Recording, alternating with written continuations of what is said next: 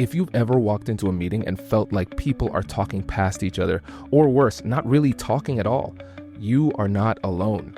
We spend most of our lives in groups, at work, at home, in our communities, but we rarely stop to think about how these groups actually function or why they sometimes break down. My guest is Dr. Colin Fisher, a professor at University College London who studies how teams really work, especially under pressure. He's also a former jazz musician, and in this conversation, we talk about his new book, The Collective Edge, Unlocking the Secret Power of Groups, which unpacks the hidden dynamics that make or break group performance. I learned so much in this episode, and I believe you will too. So without further ado, let's jump into the interview. Let's get into this because this is great, because not only are you an expert in group dynamics, we've seen that throughout your career and with this new book, which is incredibly exciting, but now you also have negotiation expertise. So when you think about the distinction between negotiation and the challenges of persuasion in a group, what would you say are the biggest differences? So I'm going to turn that around and actually talk about the similarities first. Cool. Let's do it, man. Yeah. Because, to me, what we would think of as teamwork and negotiation are just kind of, two ends of, or two sides of a coin in a way. So we have, on the one hand, there's stuff when you're in any group, whether it's in a negotiation setting or in a setting that's a work team, you've got stuff that we all have in common, that we have interests that we share, we have goals that we share, and we've got stuff we want to accomplish that's the same. And at the same time, in any group, we also have differences in what the individuals want to get out of it, what they want to accomplish. And some of those things are, what we would call in negotiations integrative, right? Like if there are win-wins in groups, and sometimes there are things that are distributive. There are things that if I do more of the work, then, you do less of it, and that's good for you. So everything in a group is a little bit of a negotiation, and everything that's in a negotiation is showing a little bit of group dynamics. It's really just about the proportion of the things that we're trying to accomplish that are cooperative and the proportion that are not as cooperative. And that like the way we're trying to find solutions is actually quite similar. That's exciting and also refreshing, because I think that one of the challenges people have when it comes to these conversations or persuading on, I don't want to say at scale because that's more marketing, but within like a workplace, those group dynamics, persuading within a group can be really challenging. It sounds like one of the biggest mistakes or challenges that people have is that they overcomplicate it before the process even begins. And then that fear leads to overthinking, which makes it harder for them to engage. Well, so now I think you have hit on one of the differences between negotiation and groups is I think people are actually really thoughtful that negotiations are this special thing. That when you tell somebody, oh, I'm going to go in and negotiate, I'm going to negotiate my salary, I'm going to negotiate a job offer. Like we know that's a big moment, right? And that we have to treat that moment differently than we treat other moments. But groups are so much a part of our lives, that we're at the dinner table with our family or our roommates, we hang out with friends, we're in groups all the time. And that when we're in work teams, we actually don't think of that as being the same kind of special moment. And so we underinvest in thinking about how we're going to approach it. Now, I think it's one thing if we're in a situation, which sounds like kind of what you're describing, where I'm going in there and I'm going to advocate for a certain position. I'm going to try and convince all my fellow group members to go along with that. There, I think we do get some of those same negotiation-like dynamics where we know we've got to prepare, we've got to think really carefully about that. But most of the time, the reason I wrote this book is that people don't think about groups at all. They're almost so obvious in our lives that they become invisible, and that we underprepare, we underinvest in thinking about how we want to approach those interactions. That's incredible. That's such a cool paradigm shift, because you're 100% right. And what's funny is that there's a lot of overlap in that mistake between group dynamics and negotiation, because one of the biggest mistakes people make in negotiation is not identifying these conversations as negotiations, so they're not as intentional. But this is really fascinating. We spend so much time in groups that we don't recognize persuasive opportunities within groups. We just kind of let the opportunity pass by. Yeah, absolutely. I mean, groups fundamentally are about finding, commonality, that we can have a shared sense of what it is we're doing, how we're interacting, and finding room for consensus. And, that even in the best group, if we think of, championship winning sports teams, bands that are making great albums, there's still differences in individual incentives within those things, if you take, if you're a basketball fan and you take the Chicago Bulls in the 1990s that were winning, Michael Jordan obviously gets a lot of the attention and the credit. But if we listen to Scottie Pippen, by most accounts, the second best player on that team now, he felt like there was a lot he wasn't getting as an individual from that hugely successful team. And those same dynamics are always possible in any team. That it's not that because we're achieving our common goal, that means we all are getting exactly out of it what we want to get out of it. And that's where I think there is this area of negotiation that's always going on in teamwork as well, because teams are interesting because they pit some individual interests against some collective interests, and that we're not ants. We're not, if you watch Star Trek, we're not the Borg, where the collective is everything to us. We've still got our individual interests, and the collectives that humans build will often suck you dry if you let them, if you don't assert your individual interests and come to a common understanding about what the right balance of going for of putting in for the collective versus taking care of the individuals who are part of it are. So now we're getting a look into the weirdness of Kwame Christian's brain, because now, Colin, after you said that, I'm like, man, do ants have beef? Do they really? but you're so right. And it seems like one of the things that makes this so tough, especially in a culture that's sometimes struggles with engaging in conflict in a meaningful way, is that we might, like you said, we have the goals of the group and we understand what could advance the group forward. And we don't take as much time to consider the individual differing incentives among the group members.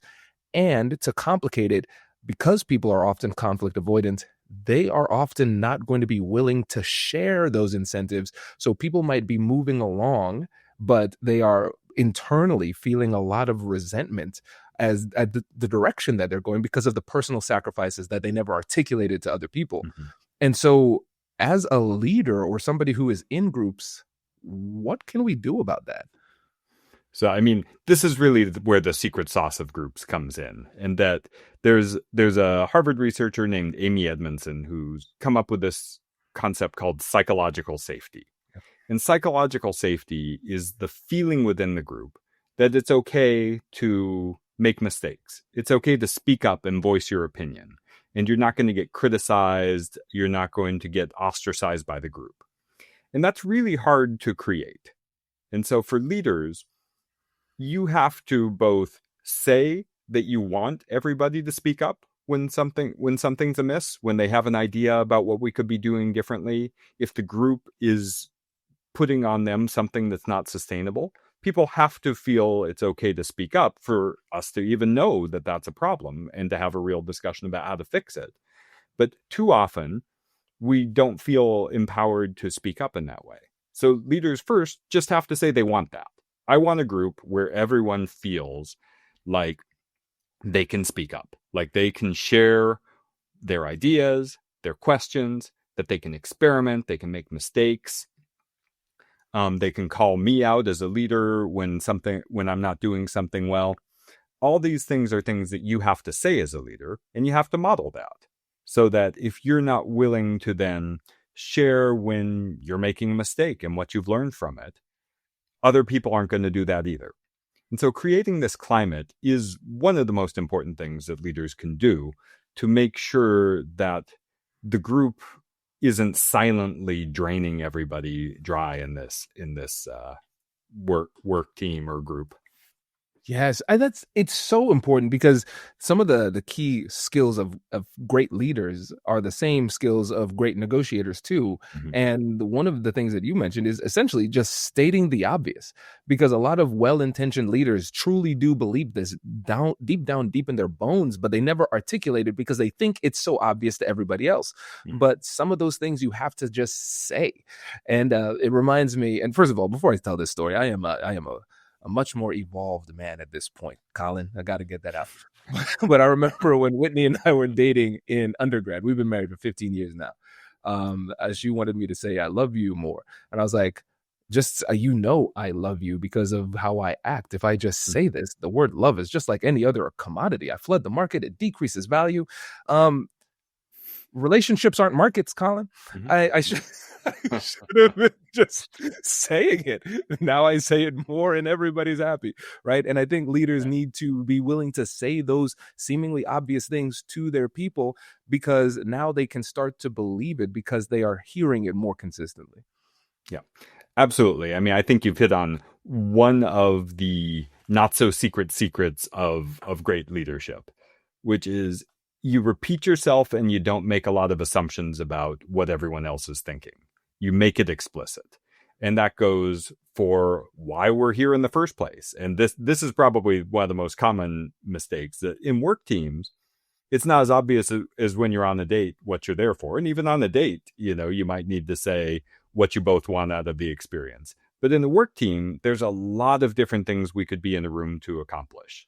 And the best leaders are saying it, right? They're saying it over and over and over. It's in the email, it's in the agenda. It's the first thing out of my mouth when I start leading a meeting.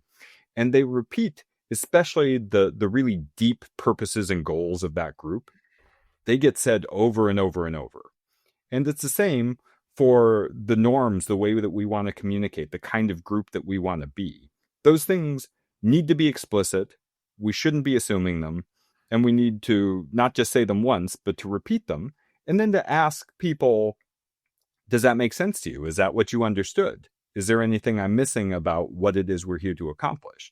And that's where really productive conversations that keep us aligned, that keep us working together, uh, are created.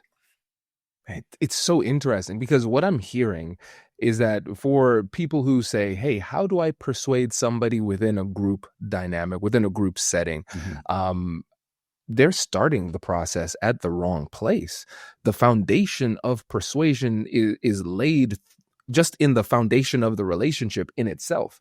You have to have psychological safety. You have to have some kind of relationship with the people who are there. You have to be able to clearly articulate what your goals are and the fact that you want people to share.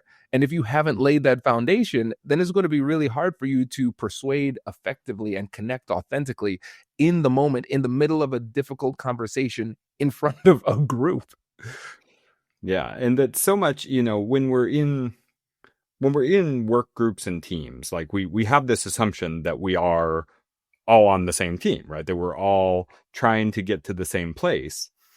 And that when we get into situations where people are trying to persuade one another in these situations, it's often because they have slightly different views of what the priority in our various goals are. So some examples like of that in a work team might be, are is the most important thing that we deliver something on time, even if it's 85% of the best thing we could do? Or is it more important that we deliver 100% of the best thing we could do, even if it's a day or two late? And so if we start trying to argue about how we're going to work, but we have these two different views of what's important in mind, it's no wonder we're going to have slightly different views of how we should work, how we should act, what we should do next. And so, having these conversations about very specific aspects of what we're trying to accomplish, really important. In the student groups that I see so much of, that often getting, an A and getting 100% on their assignment, that's not all of their goals, right? That's not what they all want. And I ask them to have a very explicit conversation of what's the lowest grade that you'd be happy with. What would constitute success? What would constitute failure? How much is it important to you that this group is about all of us forming really great lifelong relationships. How important is it that we're learning the material? And if that had to come at the expense of one of these other potential goals, how would we prioritize? Now, we don't always agree, right? That we may need to make our case to the group, but at least we have it out there that there are these different things we could be shooting at. And that just saying, oh yeah, we want to get the best grade and have a good time and, all become buddies, that's not enough. That's not precise enough to guide real coordinated action. This is unbelievable because I just keep on thinking about how many of these types of conversations with multiple people, how many of them fail simply because people don't even know what is at issue.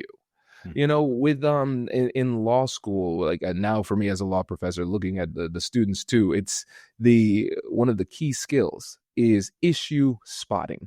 What are the issues that are at play? And if you're a leader in these conversations or somebody who is just at the table, you can't solve problems if you can't identify them. You can't identify them if you're not curious enough to ask. And even if you're curious enough to ask, if you haven't laid the foundation of psychological safety, they might not feel safe enough to share. And so again, we're recognizing there's so much that goes into this. And I'm even thinking about this on the personal level too, because the example that you gave with some people are okay with other grades. I think for a lot of people, if you're listening to this podcast, most likely you're a high performer. The thought of accepting a C or a D is just like, blasphemous. Yeah. But some people are just like, hey, listen, I got my grades. I remember senior year, I was like that. I was like, listen, I know my GPA. I know what it is. I got into school. I just need to not fail and I'll be good. So there's so many of these conversations that need to happen. Now, how does this apply in family situations or friendship situations? How does it shift?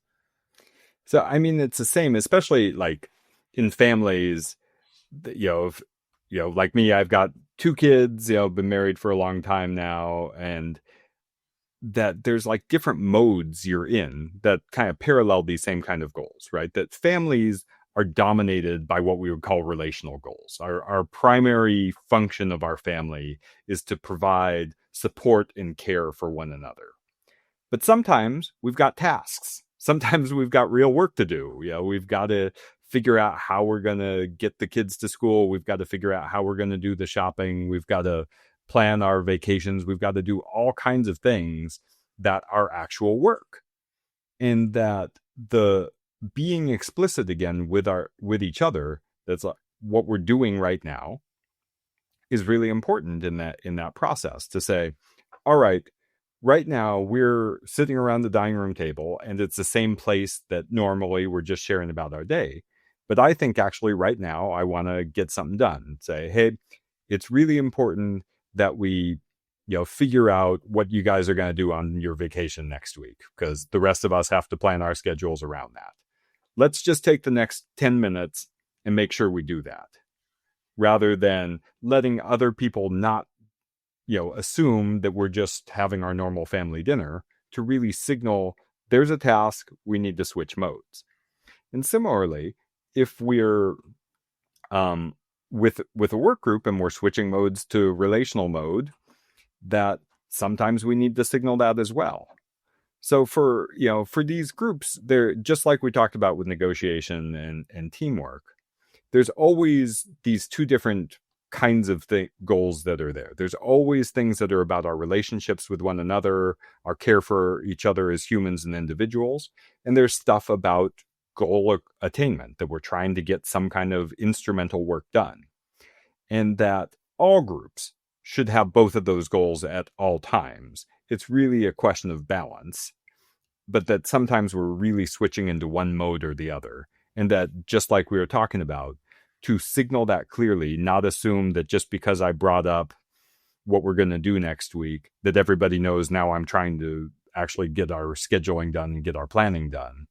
But to say, no, this is what I'm hoping we're all doing right now. Are you all on board with that? Unreal. This is brilliant. And I just keep on having flashbacks of conversations in the family setting that did not go well. It wasn't like catastrophic, but it was certainly unnecessarily annoying. And the Yeah. thing is, I think a lot of times for us as family members, we are hesitant to bring something that seems almost overly structured to those Mhm. types of Yeah. conversations because it seems almost cold. But Mhm. we have to recognize that there are going to be those times where we do have things that need to be done, and we often just skate along on assumptions, assuming, hey, everybody sees this problem or this challenge or what needs to be done, and everybody's planning on doing it in the same way. and, Yeah. and that is rarely the case. Yeah. But it's the same foundation of having, the kind of family version of psychological safety still needs to be there, right? That a lot of conflict in families is not about the issue at hand. It's about, it's about power, it's about status, it's about grievances that have been held for a long time. And that the longer we allow those things to build up, the harder it is to then have the kinds of real task disagreements where we have frank exchange of views and don't make it personal, don't make it about, the past or things that have happened before. It's really hard if we start to build up those resentments. And because families, they're so complicated, right? That we've got so much history with these people that it can be really difficult to do that.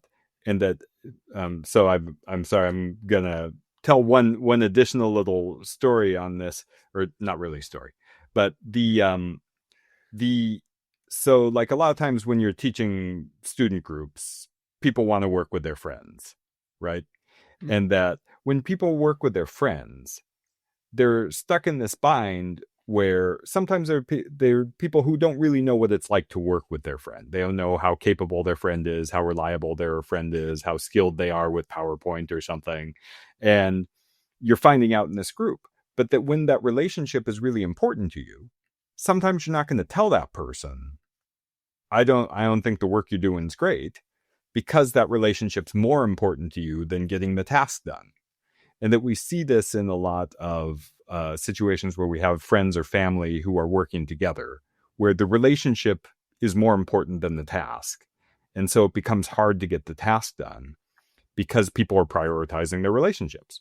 And, that's a valid thing to do. But if you're running an organization and you're letting people work with their friends all the time, there's a little bit of a threat there. And that there's definitely been some research that shows working with your friends is a double-edged sword, right? That like you have that rapport, you have that trust there, but sometimes the relationship comes first. And Yes. that's not always what you want in an organization. You're so right. And I think it's okay to just admit some people, their value is vibes. It's like, listen, that you're great for vibes. and let's keep it at vibes. And Yeah. this brings up something very interesting too for me, because we talk about this through the lens of persuasion. We've talked about it through the lens of aligning on tasks. But the thing that people often complain about, especially within families, is how to resolve conflict within that particular group. Because it might be easy to walk away from a business opportunity, but genetics are strong. One thing about family is that I find that they always seem to be around. Colin, that's Yeah. one of the things about. So when you think about all of the studies and all of the work that you've done when it comes to group dynamics, how does some of the psychology or some of the strategies, how do those apply to family conflicts in particular? So family conflicts, I think it's a great question. I wish I had all the answers on this one too.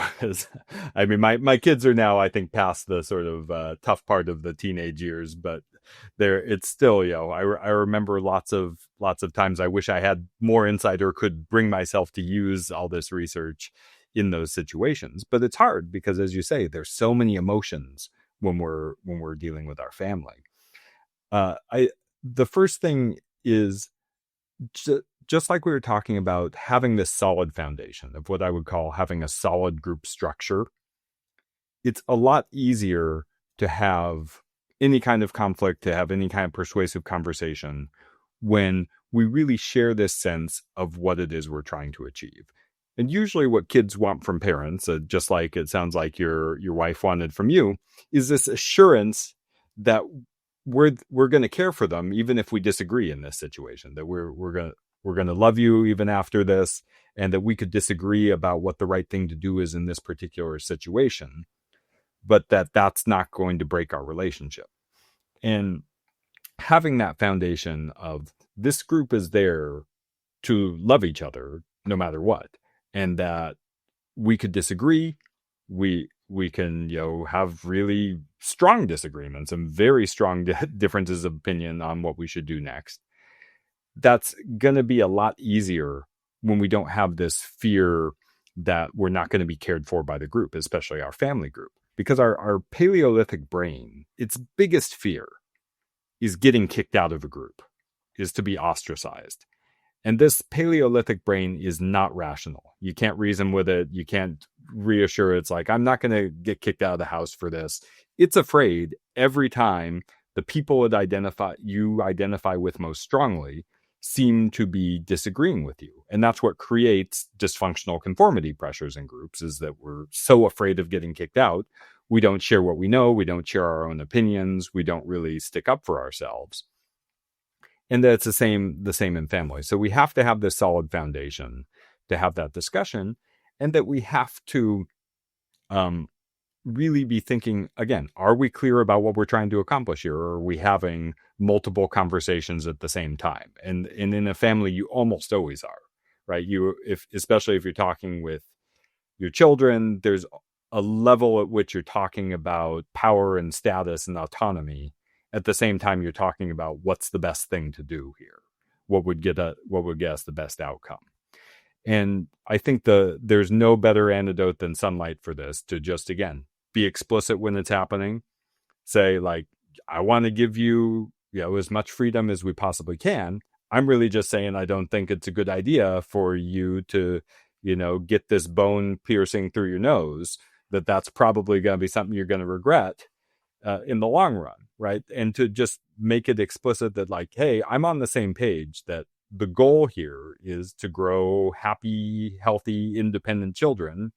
And I want to do that. I just really think this one thing is not a good idea. Can we, maybe slow down and have a conversation about it? What I love about this is how simple this is.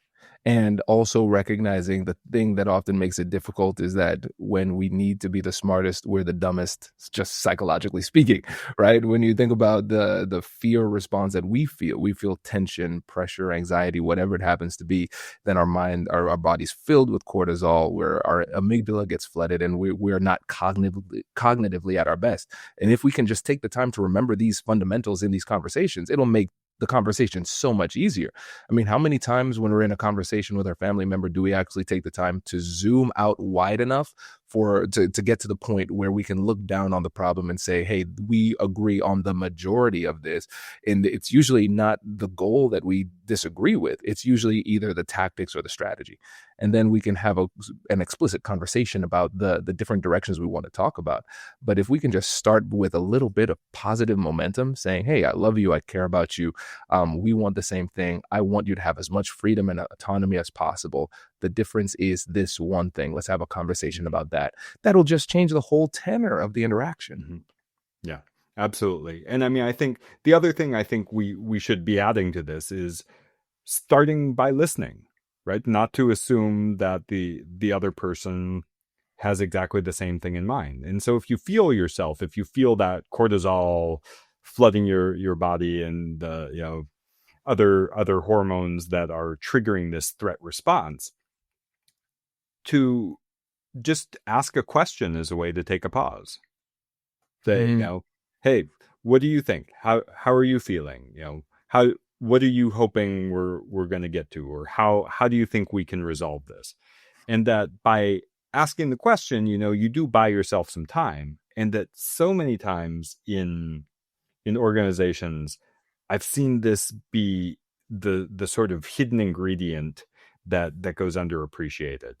One of my very first studies was about team coaching, and I was looking in a consulting firm. I had them nominate the very best coaches of teams, the leaders who were really good at coaching teams. And, I also, unbeknownst to them, had them nominate some people who were not such great team coaches. And I interviewed these people and sort of compared what these great team coaches were doing to what these not so great team coaches were doing. And I was expecting that I was going to see something that was like these people like had these amazing diagnostic skills that they could walk into a room and look at a group and go, oh, I know what's wrong with you. But no, the thing that separated the great coaches from the not so great coaches is the great coaches would walk into a room and ask a bunch of questions. And they would find out what was going on, and they spent a lot more time and attention doing that, and they really listened to the answers. And the not so great coaches would come in and assume that everybody shared their diagnosis of the problem and start trying to solve it. It's so brilliant. And, when I, again, bringing it back to family, I think about the times where I have been at my best versus at my worst as a father. And a lot of times when I'm at my best, I'm just asking questions, and and Kai would parent himself. You ask the right questions, they lead themselves to the right answer, and then they feel really empowered. And I just say, "Hey, good job," and that's really it. And you're so right. It's so funny how frequently the solution comes down to curiosity, just taking the time to ask questions. Because in negotiation, we understand negotiation is an information game. The more information we get, the better we'll be in the negotiation. But just even as a defensive tactic, I don't know what to say next. I should probably ask a question. And a lot of times we make the mistake of saying, okay, I'm not sure what to say next. Maybe I should start preaching, teaching, or criticizing somebody. And it's not helpful. You don't like doing it. They don't like receiving it. And then we take several steps backwards. But if you could just take that pause and ask a question and give them the floor and shine the spotlight on them, it checks so many boxes. And one of the hidden boxes is that if you're asking a question, usually you're not making a mistake. Yeah, absolutely. And I mean, I think that's hitting again on how similar negotiation and groups really are, right? That all these things we're talking about, parenting and speaking of similarities, my daughter's name is Kaya. So it sounds like our kids have very similar names here. That we're seeing different individuals within a group that's got this big, goal of caring for one another, of being there for one another, of loving each other, still has a bunch of little individual goals where they have things that are maybe not consistent with the collective, where group members disagree about what we should be doing. And that then we have little mini negotiations within the group to resolve those differences. And that's exactly the same thing that's happening in work teams. It's just that in work teams, often we don't bother. That too often nobody quite cares enough to, have this potentially conflictual conversation. And often it's because we lack psychological safety. Often it's because we give groups really dumb tasks that don't need doing, or that the group members don't know why they're doing, right? That we have task forces and committees who then issue a report and they don't know what happens to the report, right? They don't know what the impact of that is. And it's no wonder that people don't bring their best to these situations, because we're not structuring the work well. We're not setting goals that are inspiring to them. We're not giving them work that's meaningful. And then we're often putting too many people in the room. And I would say we talked about the complexity of groups and why they seem so complex at work. But man, they seem so complex because we put too many people in them and they become complex when they don't need to be. Okay, Colin. I don't know, man. You're full of brilliance on this topic. If you haven't yet, you should write a book on it, listener. That's a joke. Okay. And so this is so interesting because and this is not like one of the like a politically correct DEI type of point that I'm making. I'm talking about just in general. A lot of times we have this mentality that if we have more brains in a room, we could lead to higher level decisions. We want to be as inclusive as possible. Well, it touches on this person, touches on that a little bit. So maybe we should just bring them in. And you're right. The more people who are in the dynamic, the more complex and unnecessarily complicated the dynamic becomes. So how do we find that Goldilocks zone of not having too few to the point where it seems exclusive and you're not getting the highest quality decision, but not too many where we're overcomplicating the process? How do we figure out how many people is the right amount of people for this particular discussion? So this is one of the few things where research, I think, actually gives a pretty clear answer. So the number of people that we should be shooting for when we're trying to make a decision or do anything meaningful, do any kind of meaningful work in teams is about 4.5. Now, 4.5 is a tough number to put into practice, obviously. So I think it's better to think of it as 4 or 5, or you can even expand that out to 3 to 7 people. And that comes from two different lines of research. One is just about group performance, to say, on average, how many, when do we see kind of performance decrements based on the number of people in the group?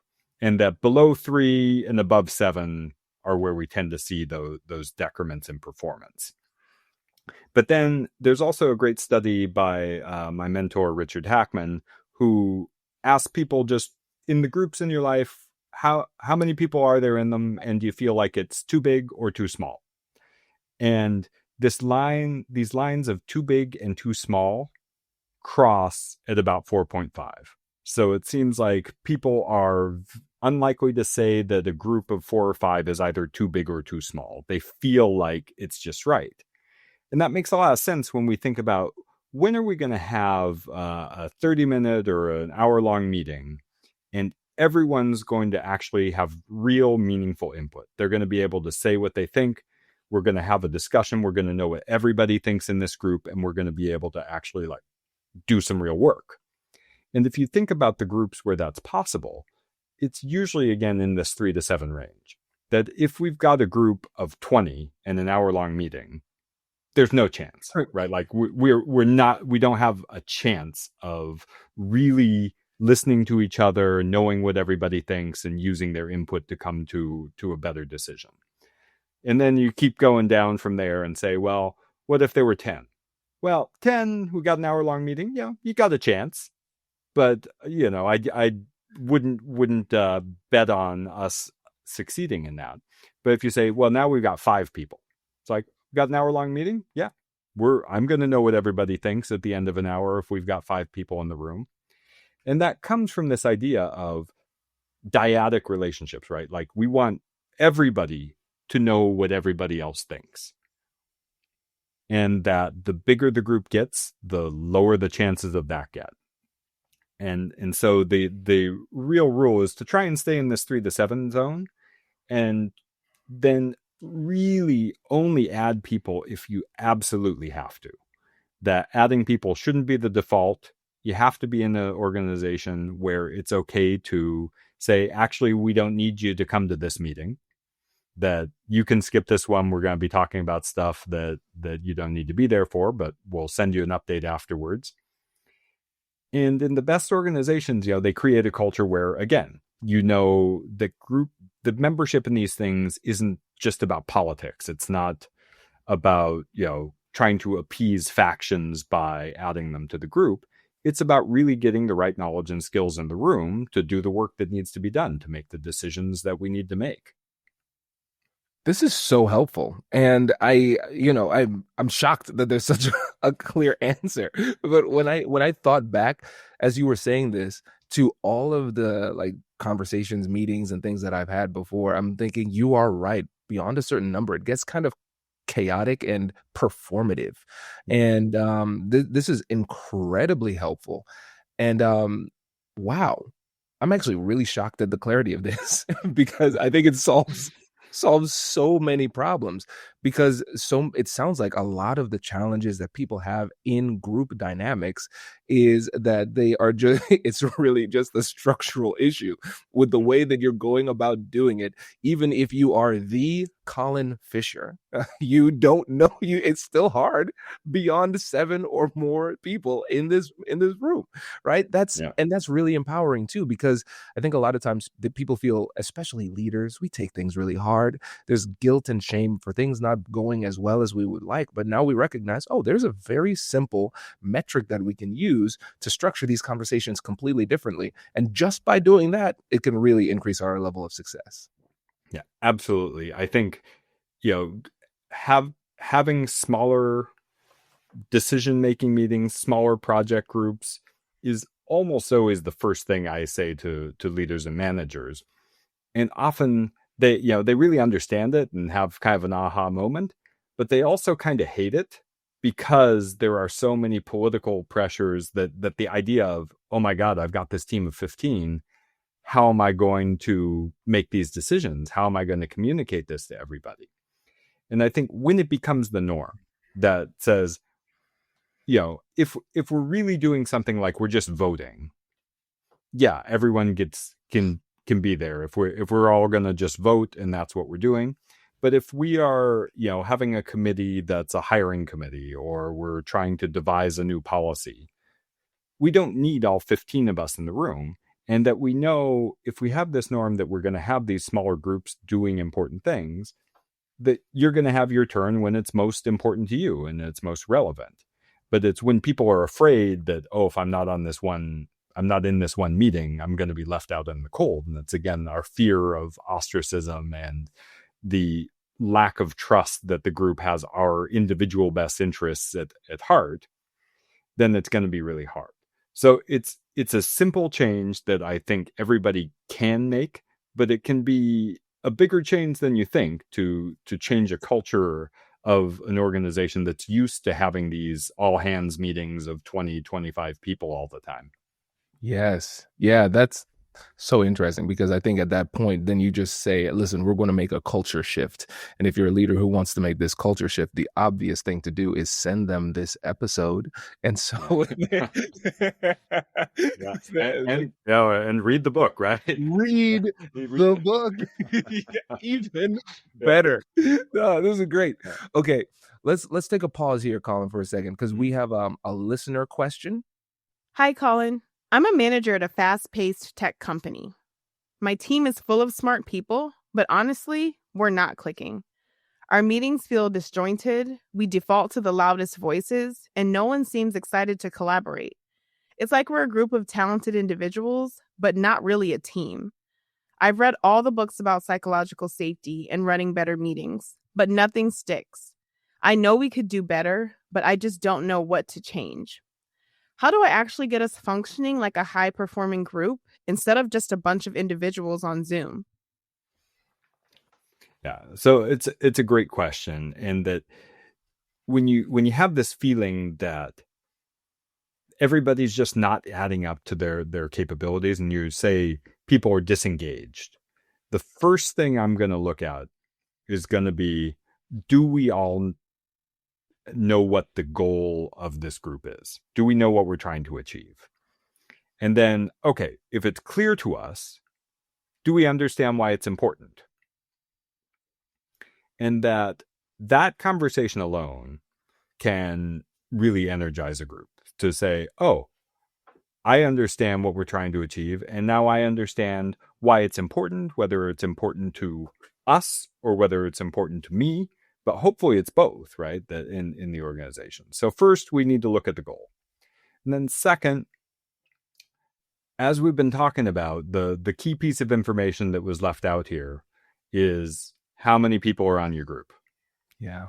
And that if you have more people than is necessary to accomplish the task, then it's very likely our psychology is telling us to not try as hard as we can. So there's a phenomenon called social loafing that says, when I think other people could take care of it, our brain does a very rational thing and it tries to conserve resources and say, well, I don't need to give 100% here because there's lots of other people who could also be given 100%. And that's a problem in groups that are too big, is that our brain is programmed to go, oh, if I don't need to give 100%, then maybe I won't. So if you can shrink the group, I would say shrink the group until you have the kind of minimum viable number of people who can do the task. And then if everybody's really trying hard and you need another person, you can add someone. But it's always better to start a little bit too small than to start a little bit too big, if effort's what we care about. The last thing would be, what is the task, right? So it's not just what's the goal, but what's the task? And that, as we alluded to earlier, there's so many times groups aren't given whole pieces of work. They're given a little piece. They're told to do the analysis, but they're not actually going to get input into making the whole strategy. That we're just throwing it over the wall. We're sending it to our superiors, but we don't know what happens to it after that. And that when you're given a task like that, it's really hard to stay motivated. And so these things are the things I would check first before I started saying, like, is this something where we need this kind of raw motivational coaching, which can be really effective when we have clear goals, when we have a well-composed team, and when we have motivating work tasks in the first place. But if we lack those things, there's a lot of research suggesting that motivational coaching wouldn't work anyway. That these structural factors about groups tend to dominate the effects of intervening in process by trying to coach them up. So check your structure, check your goals, check your composition, check your tasks, and then please report back to us, and we'll let you know if there's a next step. This is great. And again, I love how concrete this is, because you've given you're like the team doctor. You've given them a prescription for success. Yeah. And let's break down some of the mechanics of making sure you have the right team composition. So let's say the person says, you know what, I've got 20 people on this call, and now I recognize why these calls never go so well. And so now you say, I want to get it to that 3 to 7 group size. Okay. Now, because there has been a lack of psychological safety in the team or organization, there are going to be people who may start to assume negative intentions in that act. Oh, I'm getting cut off. I'm getting cleaved from the herd, right? How does that leader communicate this in a way that doesn't trigger, or at least makes it less likely to trigger, those types of emotional reactions? So I think you have to count on that's going to be someone's first reaction if you've had a group that doesn't have a lot of psychological safety. And that you have to plan on a little bit longer discussion if you're really trying to change that. Because I'm sure you've encountered the psychological research before that says, unfortunately for our brains, bad is stronger than good. Yeah. So, if people are afraid, they feel threatened, they feel angry, that sticks in their memory, that sticks with them longer. And you're going to have to do 4 to 5 times as much as you otherwise would if that bad thing had never happened. So you do have to strap in for not just an announcement that this is going to be a change, but to have a session where you're going to express what you're trying to achieve by this change, that we're going to have these smaller groups because, that's the way we're going to have real conversations. We're all going to be able to get more input in the long run this way. And that's going to make us more effective and efficient. And it's actually going to be more enjoyable. But, and I would just call it out, I recognize some people are going to wonder why I'm on this team and not this team, this task force and not that task force, or this committee and not that committee. So let's talk about that. Here's how I'm proposing to make those decisions. These are the criteria I'm going to use. And I would say those criteria should ideally be about what are the knowledge, skills, and perspectives we need to do this task. But also, we can't ask the same person to do everything over and over and over again. And that we also want to be developing people. We want people to be stretching people into new roles. And so we want to have a mix of people who we're really confident have this expertise and some people who maybe are stretching into a new area. And I'm going to, propose that, but I'm also going to have a way that you can express your preferences about which ones you're going to be on. And I'm not going to promise I'm going to make everybody happy, but I am going to promise you that I'm going to listen. And if you have a problem with it, that I would like to have a conversation about that, and we can see what we can do. And that over time, we're going to find a way to make this work. But that, so that we're having this longer conversation where you're opening it up. You're saying, here's my proposal. Here's what I'm intending to do. How does that sound? What are your concerns? What are some ways that we can lessen those concerns? and view it as a collective problem solving where it's us against this problem, not a competition among different team members for status and power. Brilliant. That is very, very helpful. And then I want to cycle back to one of the points that you mentioned at the beginning of your response, which is, first of all, asking ourselves that self-check question of, do we know if everybody has the same goal? And then let's say we are not quite sure. Now, this seems simple, but it's pretty complex because let's say we're in a group of 11 people because we haven't realized that we need to pare it down a little bit.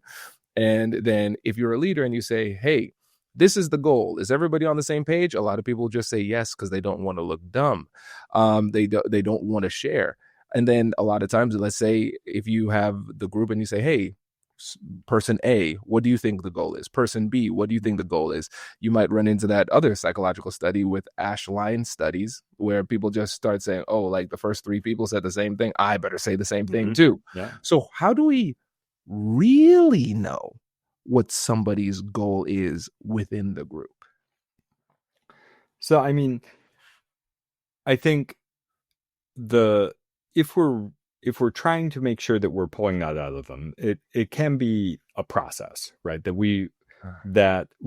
Sometimes we also don't know in that first meeting how our individual goals fit into whatever somebody's presenting us with. And that's something we're going to discover. And I like to view all teamwork as a learning task. It's that anytime I'm working with a different group of people or on a different task, I assume there's something about this that I don't know how to do. And so we're going to conduct these small experiments. I'm going to say, this is what we're going to try first, but I'm going to put in a deadline by which we're going to reflect on how that's working. And that if you're really not sure that everybody's on the same page, you want to make those time horizons much shorter. So say, here's the goal I think we're doing. Does that make sense to everybody? And everybody's just nodding along and saying yes. Then, I've got my doubts then that everybody's as engaged as they should be. And I'm going to set that time horizon where we reflect on this and say, how are we doing? And that if you still see this disengagement, again, that's a sign there's something wrong with either the goal or the task. Because if we've got the right skills, if we've got a team that's about the right size, and we're still not motivated there, well, it's like, well, do we really have this goal nailed where people understand why it's important? Do we have people who are buying into the underlying purposes of these teams and organizations? And the other advantage of these smaller teams is that we can switch it up. If somebody's like, yeah, I'm really not interested in that. I don't care what our procurement policy is going to be, and I don't want to be on the procurement policy committee. That's like, cool. Don't be. That's all right. We'll find someone else. Whereas if everybody's on that committee all the time, that's when you create these norms of disengagement, right? Like, oh, of course, some of the 11 of us aren't going to care about this, and so we're going to be checked out. But then it becomes okay to be checked out in the meeting, and you don't want it to be okay to be checked out in the meeting. You want that to be a rare exception, not the way every meeting goes in your organization. The norms of disengagement should be a term that terrifies leaders. My goodness, you're so right. This is powerful. And listen, I could talk to you all day about this, but I want to make sure we can get Simone in here too, because I know he's got something percolating. Simone, you want to hop on? Yeah. I have a question, but not about how a manager has to act, but more like how if you're the least powerful person in the group, can you change it within? I mean, I have a friend, and I'm gonna share a story about a friend that she was a new hire in a group, and she had to be the main operator of a new project. She was developing a learning program, so everybody was giving her instructions. People, managers, mid managers, many people were giving him her instructions. So she was doing everything and trying to find a way to do what all they were asking for. But then when the project was done and they had to present the project to the manager, they forgot to say that she did it.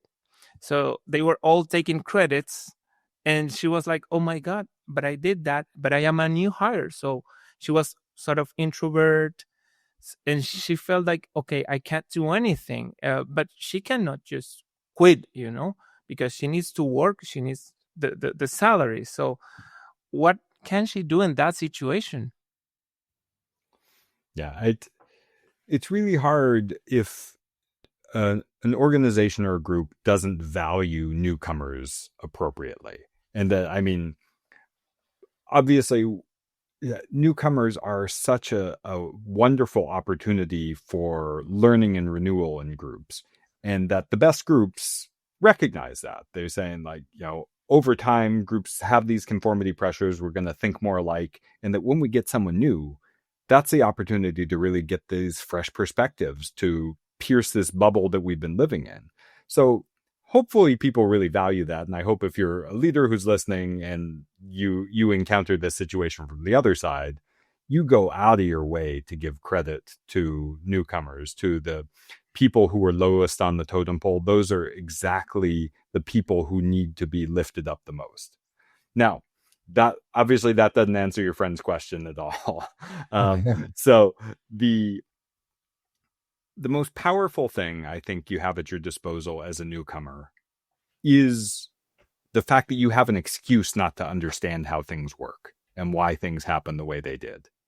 And that when you use that to your advantage to ask seemingly dumb questions, but questions that may, pierce this consensus and the assumptions we have about how things work around there, that can be so powerful. So for your friend, the first question I would ask is, hey, I heard you presented this to the boss, and that my name didn't come up. Can you explain to me sort of why that happened, or how maybe if I want to get mentioned next time, how I can do that?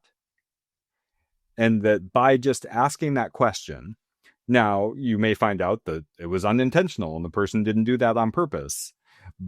Or you may find out that actually there was a reason. They were thinking, and there is some kind of unspoken norm that she was unaware of that now they're going to tell her about. It might be a bad norm, but there may actually be an answer to that question. But either way, by questioning how things are done and just saying, hey, this thing happened and I didn't understand it. Can you explain to me why that happened the way it did? And, if you want it to happen different, to say, hey, I would love it next time if I can be part of that. Can you tell me how? Now we can start to have this conversation. So I think that for people who are not the formal leaders, for people who don't have a lot of power in a group, questions, again, are your secret weapon, but questions that are specifically about the goals, norms, and assumptions of the group are the most powerful tools you've got, where you say, why do we do it that way? What are we supposed to do? Like, what are we even doing here? Those are really powerful tools. And that I encourage everybody to use them whenever the situation arises. If you've made it to the end of this episode, you're now part of our negotiation community. Every conversation, every deal, every tough negotiation shapes the world that we live in. And the more we grow together, the stronger our community becomes.